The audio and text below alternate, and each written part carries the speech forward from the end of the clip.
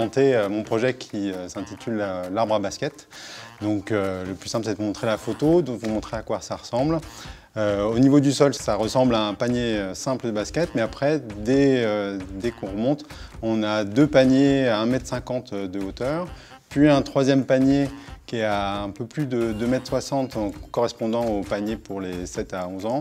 Ensuite, un panier à 3,05 m classique. Et enfin, pour les plus valeureux, un panier à 4,60 m, et tout ça sous une forme un peu d'arbre métallique. Il est possible de le décorer avec les habitants pour qu'il ressemble un peu plus au quartier.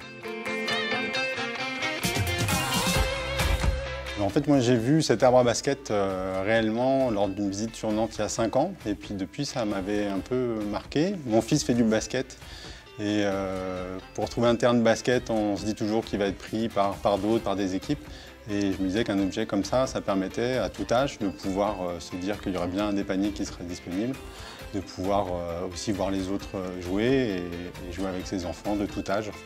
Et je trouvais que ça correspondait bien à la ville de Bagneux où il y a le plaisir de pouvoir participer, faire du sport de manière autonome à tout moment de la journée.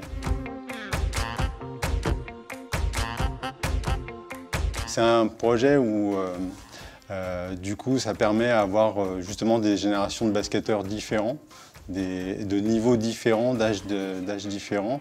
Donc pouvoir partager un même lieu, pouvoir faire du basket chacun à son niveau. Je me dis que les plus jeunes pourront dunker dès le plus jeune âge.